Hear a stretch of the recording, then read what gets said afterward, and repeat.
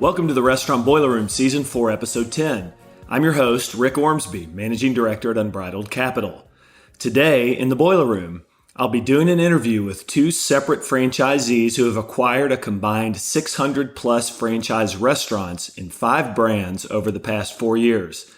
These guys are among the fastest-growing franchisees in the country over that time, and both Tom Scott and Adam Diamond started with 0 restaurants in 2017.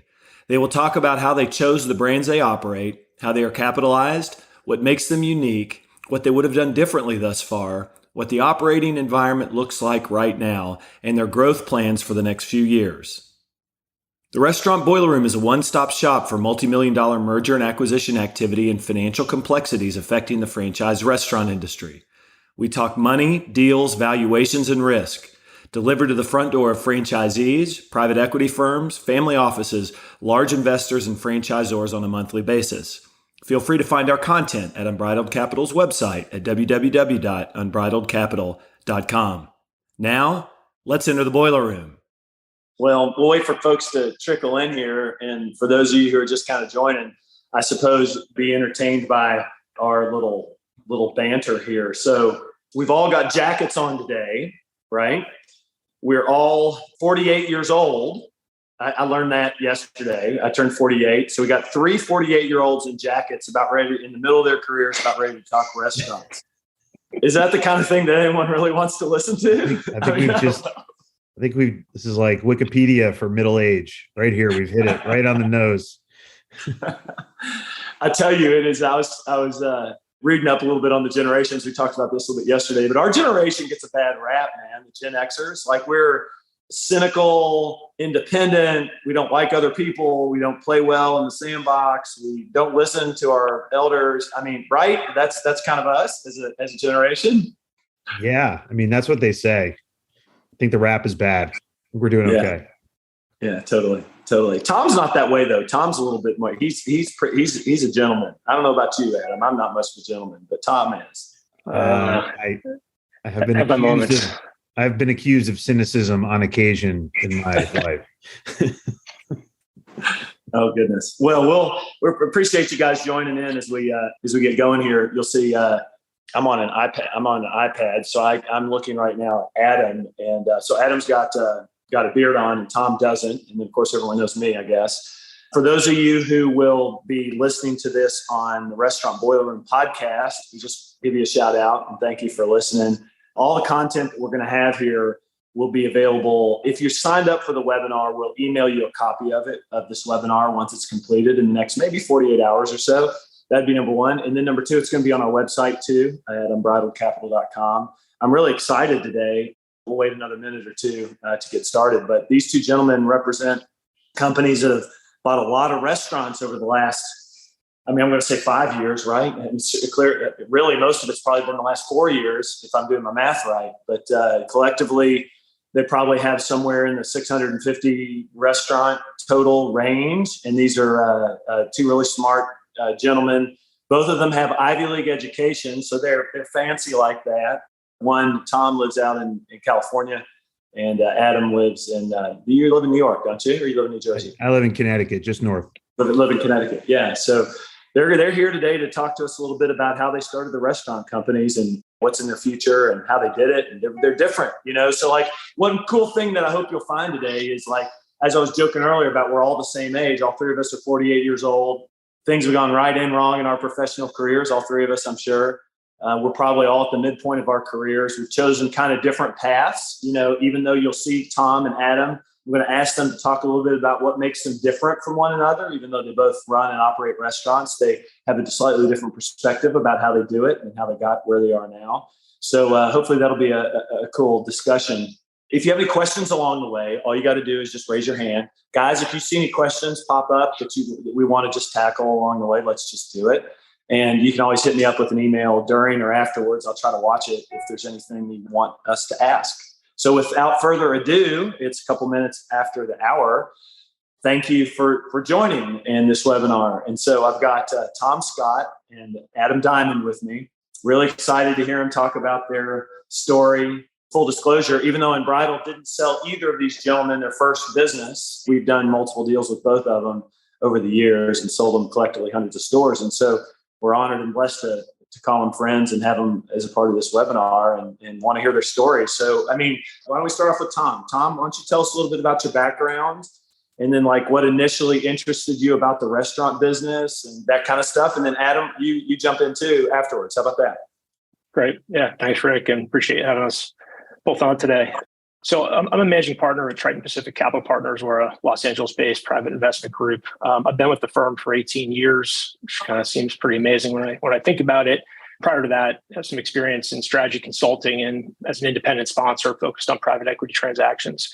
So during my time at Triton, really been focused as more of a generalist investor, investing across a variety of different industries. But really over the last 5 or 6 years, as you well know, been very focused, almost exclusively focused on building out our Tasty Brands and Tasty Restaurant Group business, which I'm sure we'll get into in a little more detail. What's kind of gotten us into the restaurant business. Triton, over its history that goes back to 2001, is, as I mentioned, been a generalist investor, but we've had some areas of focus and specialization.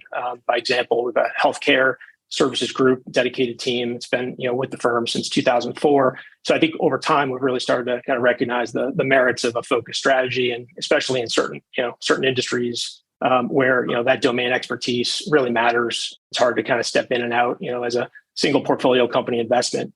So the other sort of unique attribute, I would say, consideration, is probably a better way to put it, is our capital base historically has been non-institutional. And we've had a captive capital markets team that we've leveraged to raise capital. And so going back a few years ago, we had looked at restaurants. We had spent some significant time, maybe a decade or so ago, looking at a couple of situations where larger brands were in the process of selling off corporate-owned stores, large market opportunities. So we invested a fair amount of time. We just didn't get anything over the finish line, but it was enough to get a taste of the business, if you will. Got a little bit, I'm not sure I'd say smart, but we got some exposure. But as we kind of fast forwarded to a point where we were starting to think about how we could build a business with scale that had the right attributes for our investor base, and we were taking a bit of a clean sheet approach to that, the QSR business really kind of kept resonating, kept coming back, and pretty quickly became the center point of a strategy that we started putting the pieces together, going back 6-7 years ago. So that's really quick history on me and the firm, and kind of what got us into the restaurant business. But it was, at the end of the day, I think an appreciation, at least kind of high level, for a lot of the attributes that we saw in this business versus a lot of the other businesses that we'd had exposure to over the past couple of decades. So let me see if I can say this back to you. You got more and more insane by the year until you got totally insane, and then you got into the restaurant business. Is that basically what I heard? That's basically what you heard in a nutshell. I met Tom first time at a Burger King, a small regional Burger King convention in Florida. That was probably in 2017. And he'll tell us a little bit more about the restaurants that they own and operate now. What about you, Adam? I mean, you kind of got a wild background too of insanity to get to the place where you are. Well, now I'm nervous. If you're calling Tom insane, I was marveling at how organized his thought process seemed in terms of getting into this. Well, also, thanks, Rick, for having us, and thanks for having me and Tom together. I came at it a little bit of a different way. My first job out of college was working at Disney in their strategic planning department, and they put me on a bunch of theme park development jobs. I didn't raise my hand and say I wanted to learn about theme park development. It just kind of happened. One of the positive externalities of learning about the theme parks is you've got to learn everything about any kind of real estate-based branded consumer services business. So I learned it was boot camp for hotels and restaurants and retail. I went from there to Starwood Hotels, where I spent about 15 years. For most of the time that company existed, and had roles that kind of mirrored the path of the company. Started out like a lot of the hotel companies and the restaurant companies as a real estate company that dabbled in brands. Did a lot of strategy, M&A, real estate work. And then as we sold off the real estate and invested in brands, I became the CFO of the franchisor of Starwood. So kind of did everything in a parallel business except operate. But after 20 years of being in kind of large public company roles, always had a bug to be an entrepreneur. I'd love to say I whiteboarded the whole thing out, but had some friends who introduced me to some folks in QSR, and I started to see the parallels between the hotel and the QSR business model. But more importantly, kind of recognized that the QSR space was, and I feel passionately about this, both on the franchisor and the franchisee side, somewhat unnaturally fragmented, just based on its history of entrepreneurs and how the companies have stayed separate. So came up with an idea that I could apply the skill set that I had learned mostly at Starwood and bring it to a space that really had an opportunity for some different kind of thinking and different kind of money to come in and roll some things up. And I had a good friend at Starwood over 10 years named David Tettons, who's not on the call, but whereas I can kind of do a little bit of everything but operate, he's kind of the consummate operator. And the two of us said, hey, let's go find a business to buy, and went from there. We kind of took this lifetime of experience and applied it to an entrepreneurial desire to really shift gears. And then it's kind of evolved from there. You kind of get snake bit in this industry in a good way. Not many people start their career saying, I'm going to be in the fast food business. I didn't do that either, right? But here I am too, 20 plus years later, and it's the love of my life. Once you get involved in it, it becomes something that you just, I don't know. Usually I tell people, like, you get involved, you like look at it for a year or two, and then you go do something else. Or if you stay, you do it for 100 million years until you die. So it's either A or B usually, because it's so special in kind of a crazy way. Adam and I first met when he and David came down to, I was living in Louisville, Kentucky then, and they came in town, I think, to see Yum Brands, and then we had breakfast, 2017 or so. So both of these gentlemen are, even though Tom has a little bit more history in the actual looking at deals and in the role that he's in, both got into the business around the same time. So, all right, Tom, you're up. What restaurants do you own? Why in the heck did you choose the brand you're in, and how have you grown your business? And then you're up next, Adam. Yeah. So currently we've got, I think, just over 400 restaurants in total. And our first acquisition was mid 2018. So 5 years effectively of kind of time from kind of when we really got started. So we've got 400, just over 400 across, I think it's 20 states, maybe it's 20 states. We're in 4 different platforms, which gets us into 6 different brands. So basically we have a Burger King business called Tasty King. We have a Pizza Hut business, Tasty Hut. We have a KFC business, Tasty Chicken, that also has some exposure through KT's to Taco Bell. And we have a Dunkin' business, Tasty Delights, that has some co-brands with Baskin Robbins. So, we've got pretty good exposure across the majority of the kind of QSR, categories, if you will. So I think kind of setup perspective going forward, we've got a good position, good place across, brands we're excited about. In terms of how we selected brands, I think our overarching strategy drove a lot of our decisions. We know we want to get into situations that allow us, ample opportunity to scale a business over time. So while there could be some really attractive opportunities in the restaurant space, on a regional basis or kind of a small emergent brand basis, those really just weren't available to us, at least in terms of executing the type of strategy to get to scale that we wanted and needed to achieve. So, we were very limited, I guess you could say, to tier 1 concepts across the major categories. And as we kind of really worked through our process of thinking through where to start, it's sort of not necessarily rocket science, but a lot of it just came down to where did we see the alignment with brands or the potential for alignment, where we thought that the pathway and the support for what we're trying to achieve was there. That was a big part of it. And so really from the outset, it was, having those conversations, feeling as though there was the right meeting of the minds, and then the specific opportunity then obviously needs to make sense behind that. But that was the thought process that got us started. And, kind of from our first deal into subsequent deals, kind of followed a very similar playbook in terms of thinking through the right partner, the right strategic partner brand wise relative to that long-term goal, which, we made a lot of progress, but we, in our view, have a ways to go in terms of our overall growth targets. And so you see, thank you, Tom. I think I've seen all kinds of different ways of doing this for folks who get into this business. Some go really narrow and deep into one brand, and they just like, I'm not doing anything except this brand. And they just go deeper and deeper and deeper into it, which, like investing in stocks and bonds and mutual funds, is a strategy, right? And then some people, you see kind of like have a second leg of their stool. They'll build one brand up, and then they'll kind of pivot towards another and grow that one slowly, which we'll hear about Adam in a minute.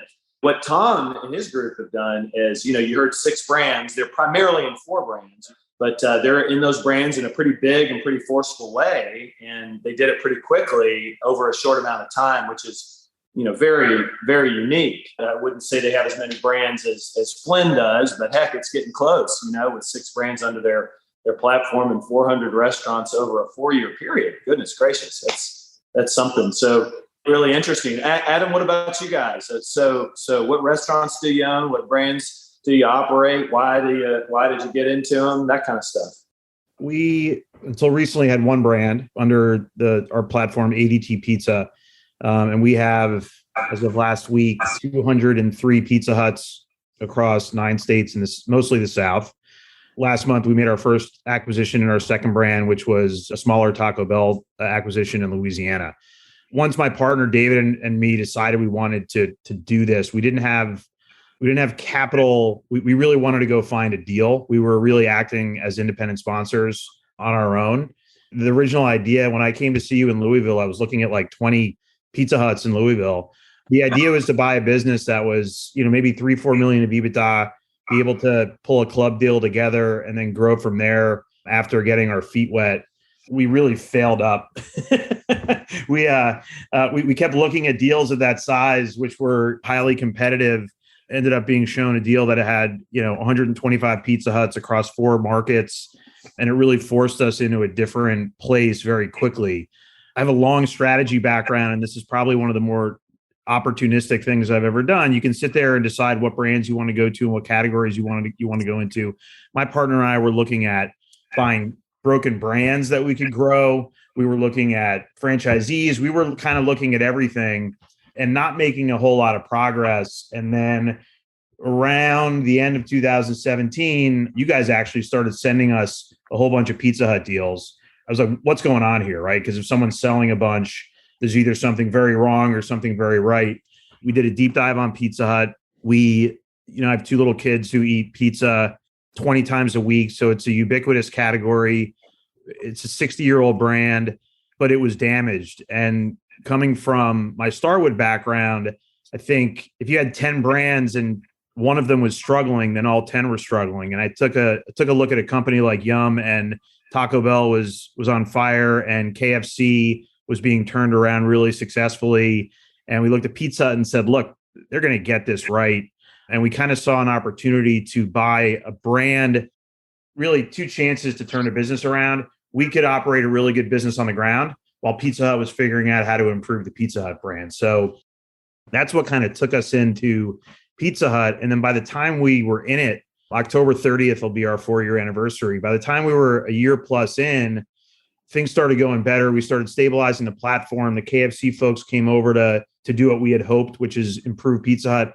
And then we say we've been in for 4 years, but we had COVID, we had stimulus, we had staffing problems. Like, to say that we've been sitting around deliberately thinking about what we do with our platform is true, but at the same time, it's been triage and opportunism. So we thankfully had our platform, and COVID gave us a couple of opportunities to grow from 120 to 200. I'm a pretty aggressive. I think Tom is also a developer. You can build something at a lower multiple. Well, you could a couple of years ago at a lower multiple than you can buy it at.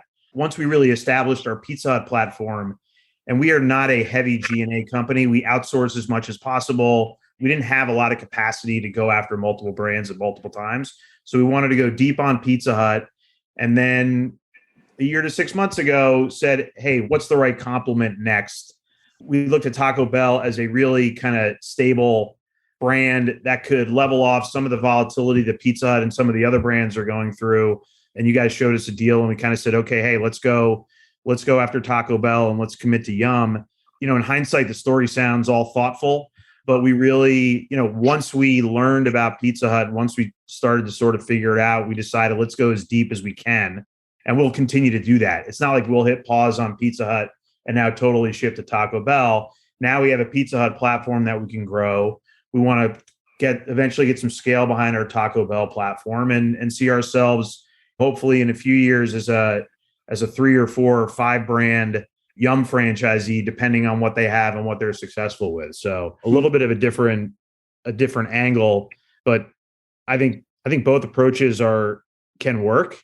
I think it's where you're starting from and where you're coming from, and we're happy with where we are right now for sure.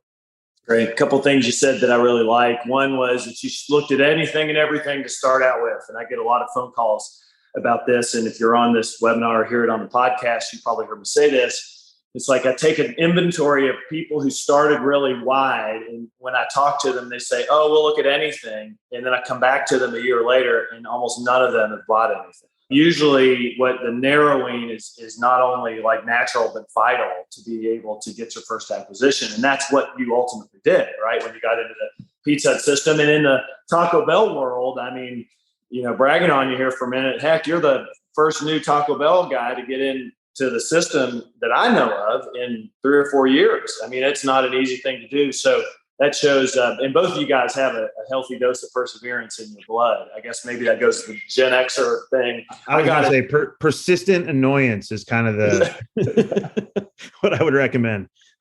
Totally. Me too. I mean, people who know me well, I'm like the most annoyingly persistent person you'll ever meet. Well, let's do a pause for a minute.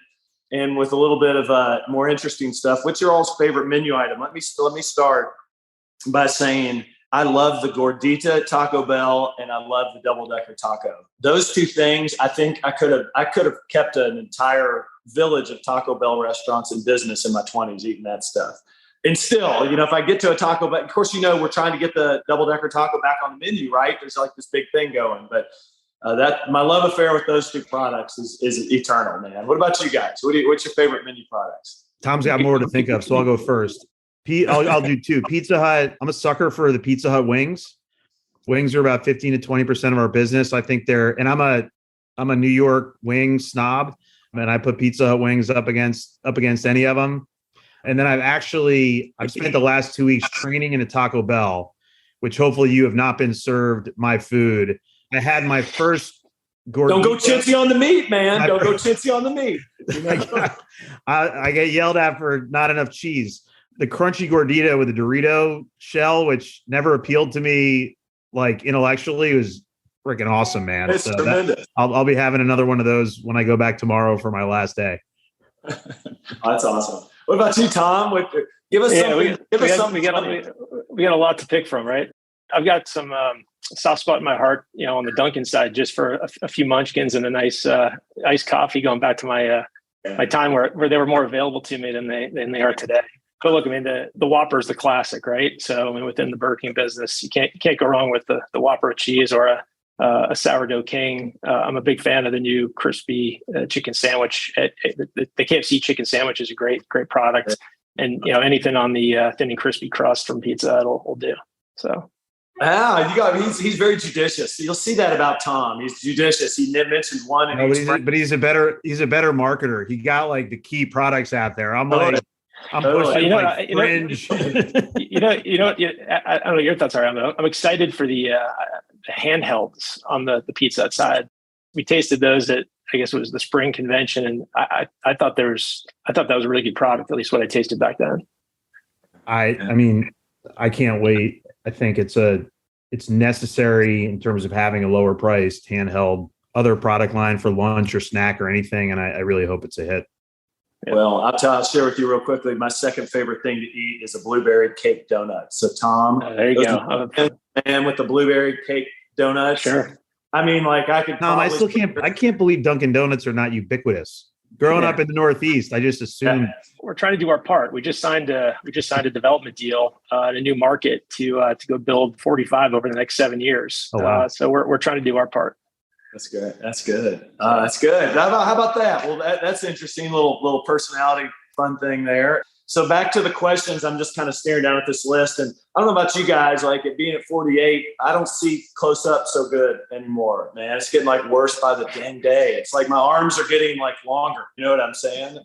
As I look at this, what one or two things did you guys do correctly to build your business, and what would you do differently? Maybe, oops, I screwed up, or man, I hit these one or two things really well. Go, Tom. What do you think? Yeah, so a couple of things, and I know this will get a little bit to just as we chat further, some of the similarities and differences, right? But I think one thing we did do, and I'm not going to say it's necessarily that we did it correctly, but we definitely did it differently, which is we invested significant amounts on the front end in terms of people, infrastructure, at a number of different levels, right? Kind of from a back office perspective, from a field level perspective. The benefit of that was it really allowed us, I think, to get to the right place with brands, right? They understood the commitments we were making. They understood what we were trying to bring forward in terms of focus on how we wanted to manage and grow and invest behind these businesses. But that's not the typical approach. And I think we were maybe fortunate in some ways because we were able to get some momentum, some scale, and then kind of leverage that early on with some of those investments. And I think we're obviously, we'll get to this topic, I'm sure, as well, but in the current environment, things, maybe not as positive as they maybe were through kind of the COVID years where it was maybe easier to do that. You're having to tighten up in some areas, maybe think a little bit differently. But I guess for us, the benefit is we've gotten to scale now to absorb all that. But on the front end, we still needed to get that scale to support some of those investments. So we definitely put a big investment on the front end. Again, not saying it's correct, but definitely different in terms of the approach. I would say the other thing we kind of did in terms of building the business, and I'm not going to take any credit for this. I think we've been fortunate with great people around us. Robert Rodriguez, our operating partner, has really done a tremendous amount to build the team at Tasty Restaurant Group. But even our brand officers across the different brands, we've been able to attract and bring in some really exceptional folks to kind of run each of these businesses. And I think early on really started to, they all have different approaches. The commonality was, I think, a focus on culture. And we've really taken it a few steps further in terms of, it really first became apparent in our Tasty Hut business, our pizza business, where, the business we bought, we stepped into a longstanding business that had limited turnover, but it was kind of running a certain way. But it was a very predictable, stable business, but wasn't one that was really looking to do much to shake things up or to kind of be dynamic in terms of top line growths. But you had a lot of talent within that organization. So I think we were really fortunate to find an ability to bring talent into an environment. And we've done this across a number of deals where they could be effective. And so I think the leadership we've had and their approach to building a very family-oriented culture has served us well in terms of all the positive things that have happened across each of the businesses. That's probably the single biggest driver, I would say, of progress, of sales growth, of profit improvement where we've had it. It comes back to the people. It comes back to kind of the culture that the brand officers are really trying to set the foundation for. But a lot of it's just been, as we've done acquisitions, we've been really lucky to find a ton of folks that just had untapped potential. And if you kind of find a way to unlock that, it just has a very kind of organic, way of driving good things. And that I would say I take zero credit for, but in terms of something we've done well, it's putting in place, I think, the opportunity to implement that culture and do it fairly consistently across each of the businesses. Yeah, it's neat, as evidenced by the name Tasty in front of all your companies, right? You've kind of brought it all under one culture. You screwed up a little bit though along the way. I'd take it, didn't you? I know I have. We stubbed our toe right out of the gate. Yeah. So look, hindsight, it is what it is, right? Easy to be critical, but I think we learned a lot, at each deal along the way. And what we thought we were stepping into, in our first transaction was a deeper turnaround effort than I think we had assumed in terms of our analysis.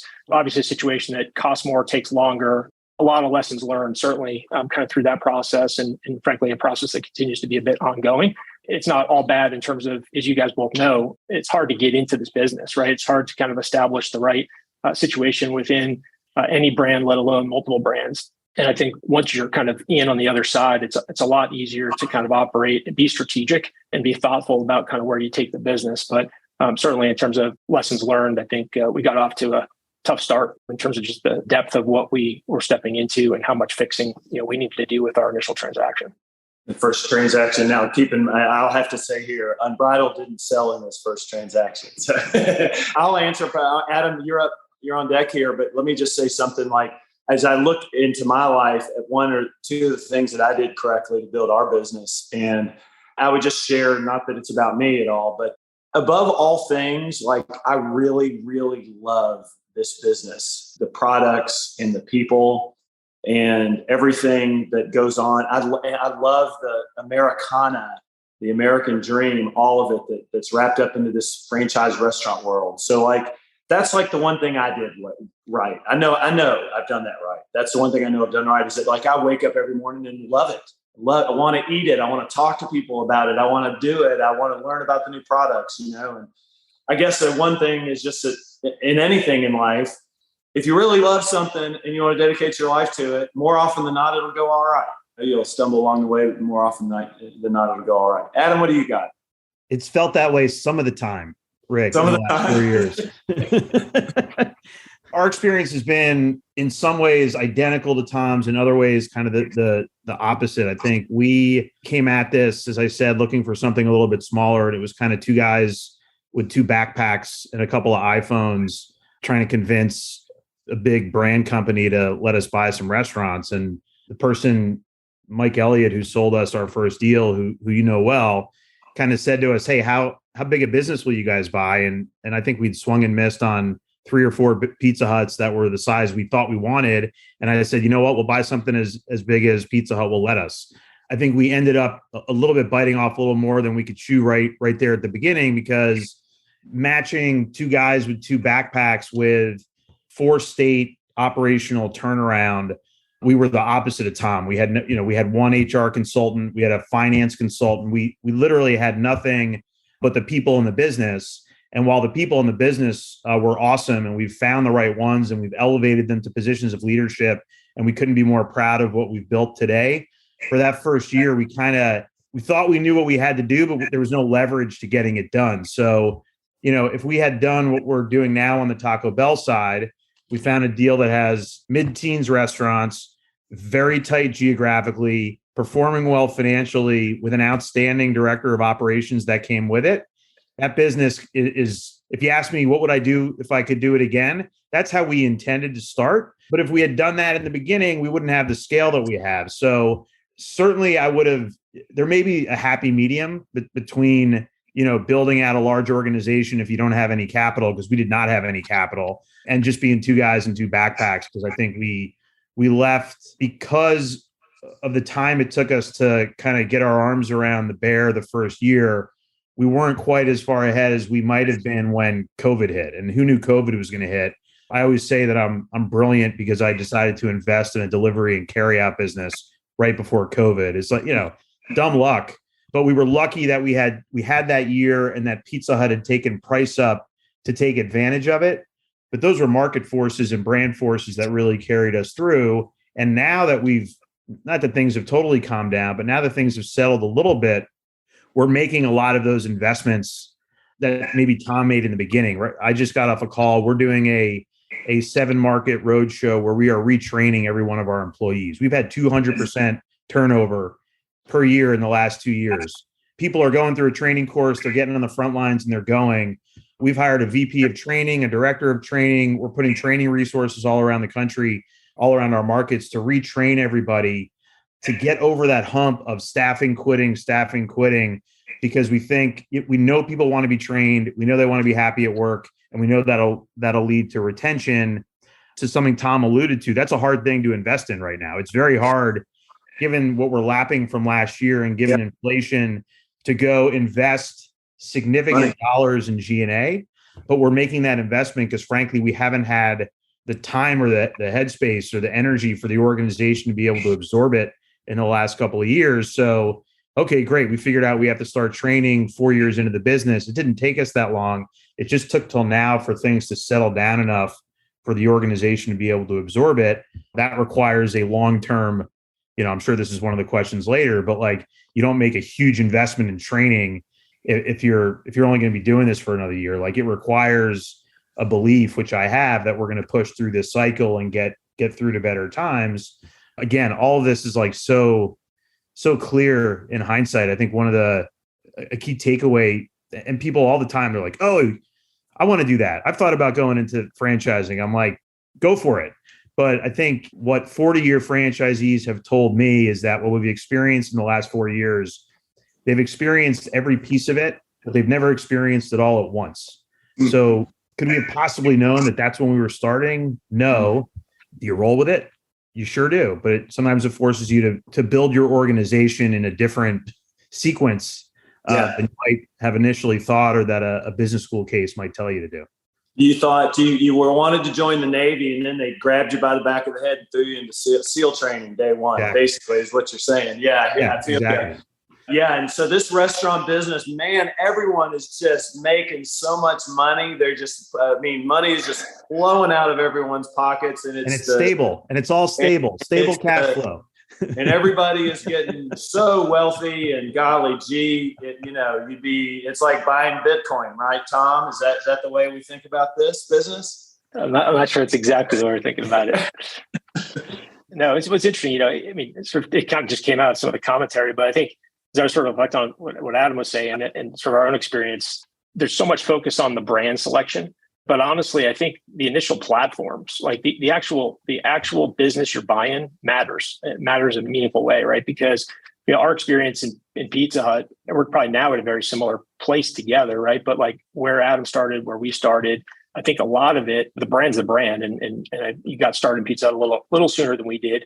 It's hard to time a bottom, but your timing in hindsight was probably good, right? It was well before a lot of folks were focused on the brand. We were fortunate as well. We kind of came in even a little closer to, I think, the trough of the brand in terms of its own performance. But I think the difference is if I look at our pizza business, which well, right, because you represented the seller, it was a very, despite what was going on in the brand, it was a very stable business. And they had just a lot of sort of history, stability at sort of all levels of the organization and performance-wise. And so I think that's important, right? Because as the brand then started to kind of go through its improvement on number levels and then COVID hit, we were able to really accelerate what we were doing. I think Adam did the same thing, but he had a little more work to do to kind of get things kind of foundationally set before he did a lot of the same things we did. If I go back and look at our initial transaction, you could sort of point to brand, issues, but brands go through cycles, right? The brands were all in and focused on. I mean, these are brands that over time, they figure it out, they perform. And I'm confident that will continue to happen and see it happening across, a lot of the different brands we operate within. But what's hard to fix is some of the sort of the issues within the core business you're buying. And I think that may sometimes get lost a little bit within the kind of focus on the brand selection. That's critical, but I think strategically understanding what you're stepping into is a big part of it as well. So what Tom let me interpret what he just said. He said it's not a get rich quick scheme to get into the franchise space. It's a lot of hard work and it's a long-term situation, right? I mean, I know I'm putting your words in your mouth there, but sometimes people come into it thinking the opposite and they get popped in the head. In terms of you two guys, you're a little bit different in the way. Yeah, I mean, the audience here already sees some differences, from what we've been talking about between the two of you. But talk about a little bit more about how you're capitalized and that structure that might maybe lay out a little bit of the differences between the two of you. Yeah, so I'm happy to jump in if you want. We've got two different. So under our structure, we have a captive management company, Tasty Restaurant Group, and that's really the back office support and kind of all the leadership that we use to support the brand businesses that we're operating in. The brand businesses themselves are capitalized with equity from Tasty Brands and Tasty Brands 2, which are vehicles that were set up with capital that is 100% committed to this strategy. So we have kind of dedicated, committed capital focused on this QSR strategy across currently two different vehicles and a path to layering more capital as it makes sense onto that going forward. And then we really structure each of the operating businesses, independently. So each of our brand businesses has a separate capital structure, different lenders, debt providers, most of those kind of traditional franchise finance. I think one case we have more of a FinCo structure. I think the form and structure is really just dependent on where we are in terms of the stage and the needs of an individual business in terms of what we're trying to solve for from a growth standpoint. So that's how we're structured. Yeah, good. What about you, Adam? We're pretty traditional. I mean, our first deal, I guess we went backwards. We found the deal, then we found the debt, then we found the equity.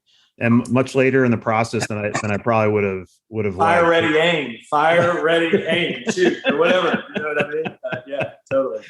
We must, and the seller had to know we must have paid way too much, but we have some very loyal and kind friends and family who own a little bit of the company, but most of our equity is owned by Bain Capital Credit.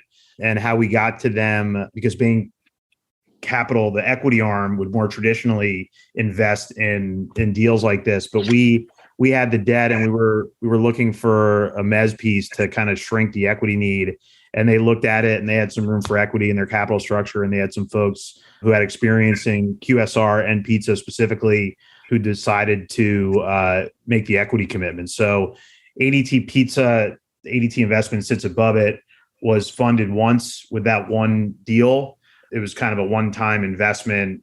It's a little bit of a weird structure. I'm kind of the GP and the CEO, and they're the LP, but they really are a fantastic partner. And we've been able to grow without incremental equity. We also haven't distributed any out. So they continue to be our large majority equity partner as we grow the Pizza Hut business, it's been the same structure. We've just modified the debt and continued to pull businesses in. And then on the Taco Bell side, we set up a separate ADT Taco entity that has separate debt against that, but both with traditional term loan finance with players you're all familiar with, and then the same equity holder up top. So the advantages of that are there's no real, I don't have a gun to my head, not that Tom does, to go put money to work.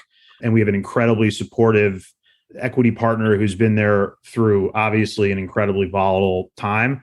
At the same time, as we grow, we have to work with them on how exactly we're going to accomplish that. And our first couple of acquisitions, because the business was growing so fast that debt was able to accommodate our acquisitions. Going forward, I think it'll be a little more reliant on new equity. And that's something that we're working through kind of as we speak. So pretty traditional. I appreciate both of you all sharing that. For those of you who are franchisees who listen, especially maybe mid-sized franchisees, for these two gentlemen here, their structure different from one another, but not like an enormous surprise, but they're way different than what it used to be when in the good old days. In the last 6 or 7 years, as these businesses like these gentlemen have been acquiring start getting consolidated, it becomes, in most cases, a game of the larger franchisees no longer owning 100% of their businesses and having no outside help with their equity because the dollar values just get too high.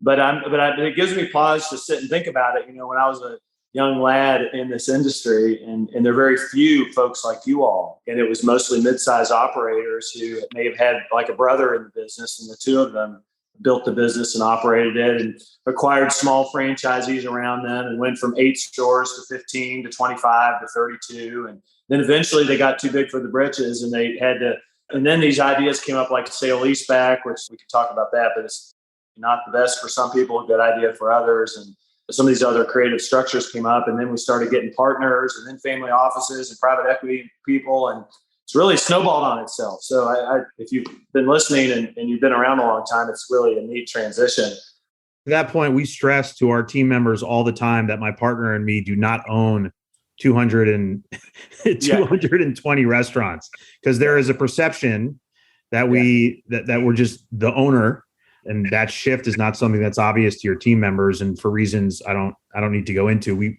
want our team members to know the truth, that we're investors and operators and not necessarily, I would love to have been one of those guys who bought in 40 years ago and owned 100% of my business. But we've definitely today's environment, which I think is more similar than other industries now, forces a different approach.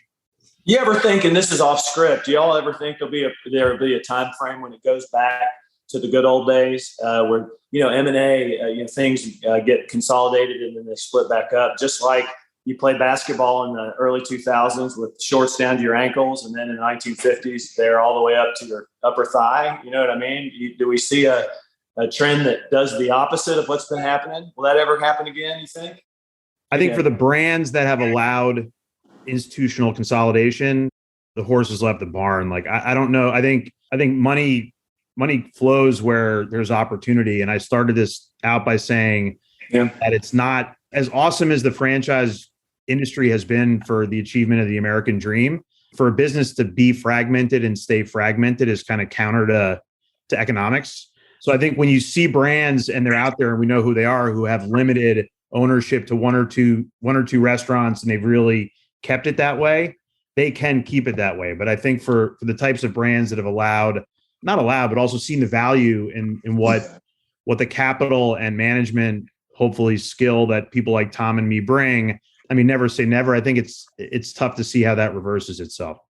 Mm-hmm. Yeah, I agree with Adam's comments there. I mean, I think you can get all the nuances of some of those other brands that may be able to be a bit more fragmented. In some cases, those brands have significantly higher AUVs, right? So you can operate differently potentially in a few of those brands. But I mean, look, there's too much buy-in kind of from the brand side on kind of understanding, if they can get the right combination of operating expertise and capital in the form of partners and have a more consolidated network, if you will, there's a lot more they can get done more quickly across the system. And I think that's really the key. Different brands are at different stages. Some need, different things from the franchisee base to address asset actions and grow. But kind of by and large, I think the ability to have groups that can efficiently kind of manage, optimize, develop within a certain geography, I think makes a ton of sense as I kind of put a brand hat on. Yeah, no doubt that's right, especially from the franchisor level. Well, let's pivot a little bit. How are things going right now in operating environment? I mean, what's it like? I mean, it's been a bit of a rough year. Care to give us some thoughts? Maybe Tom, then Adam.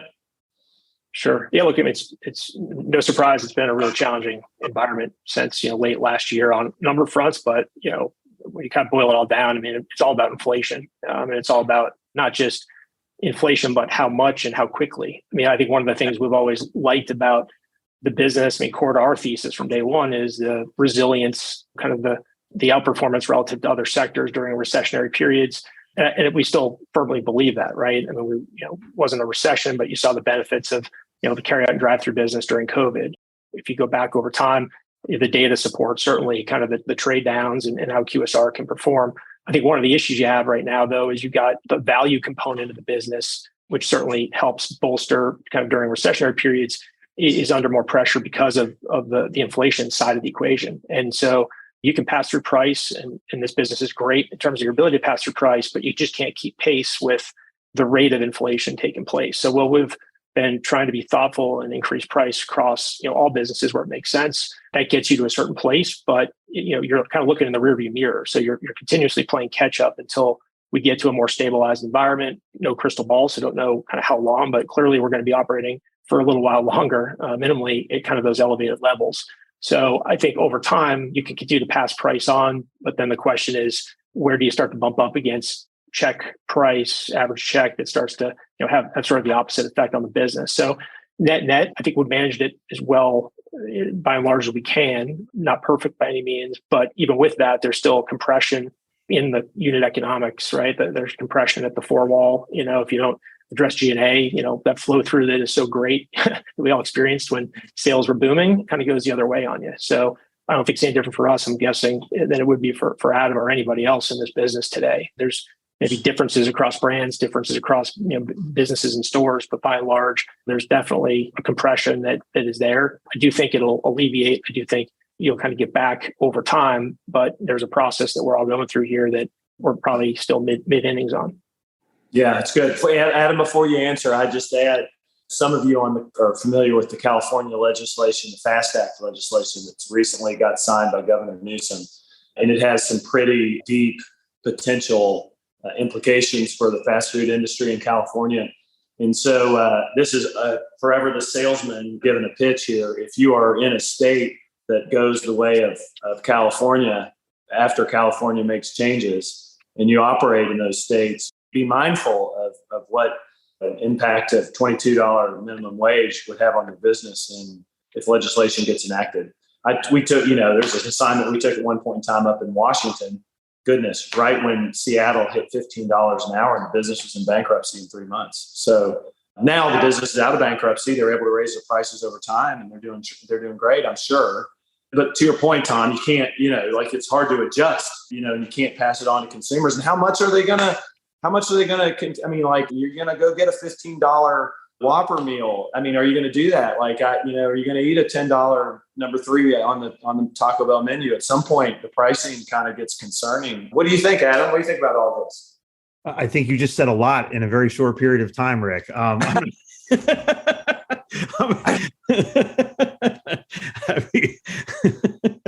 can do that.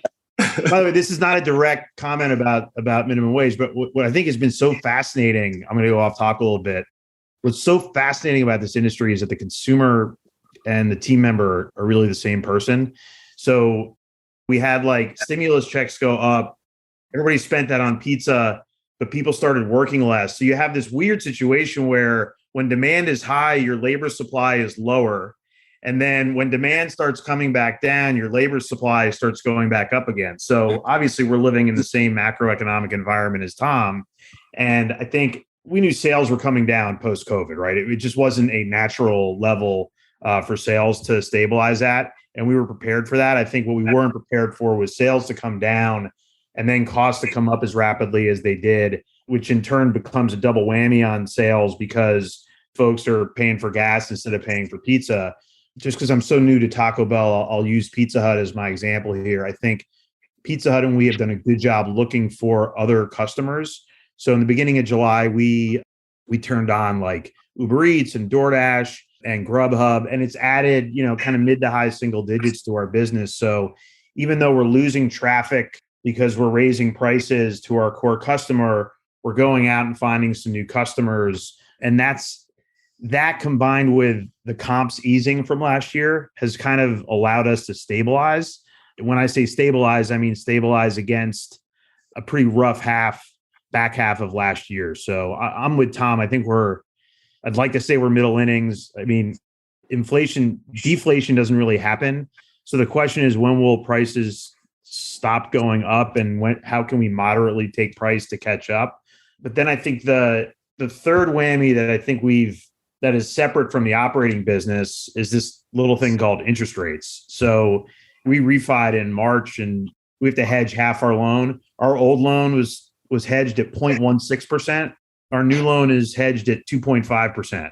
So our blended cost of capital as of today has probably gone up by, 350 basis points. So you have the negative leverage on the operating business, and then you have interest, which is going the wrong way. It requires really good lending partners, which we have, really good equity partners, which we have, really good management, which we have, which says, hey, we were loving it when things were great. Things aren't so great right now. We got to keep investing. We got to look at this as a long-term business. And I talked about our training investments, not do anything rash, because I think if you just looked at the data, you might do things a little more drastically than you want to.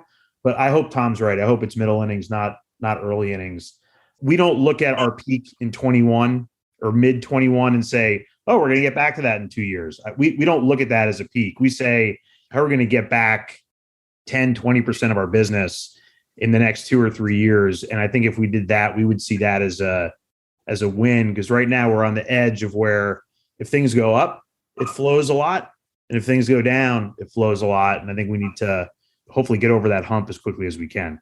Yeah, it's clearly a good point about interest rates and probably too tightening of credit, right? So we just did, and I'll send this out, everyone will see this soon, a lending survey, a 14-question lending survey asking all kinds of crazy things. And the results are really interesting. But one of the things I noted was I sent it to 300 lenders in June, and then the same survey in October, and 45 of the 300 emails came back undeliverable within a 3-month period.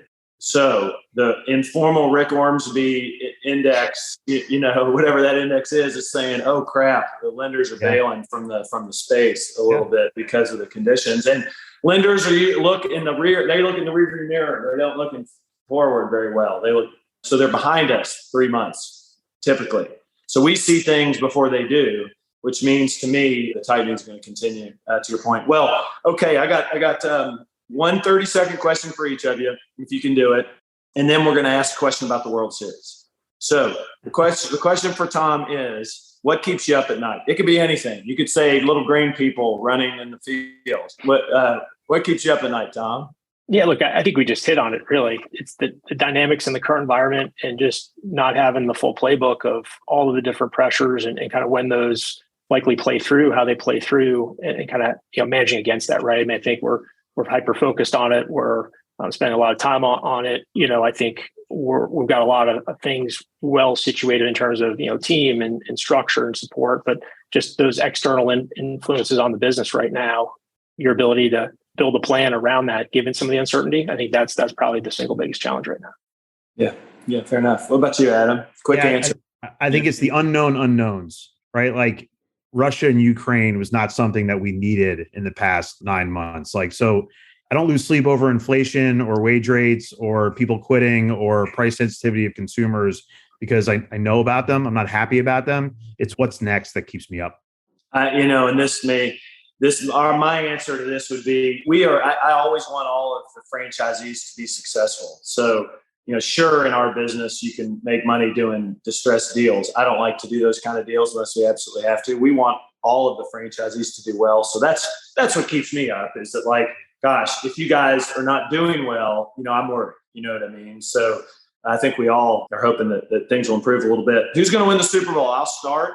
I grew up as a young Braves fan back in the 80s, watching TBS, and Dale Murphy and Bob Horner and Claudell Washington. You remember any of these names, man? Pascual Perez. And, all of them, man.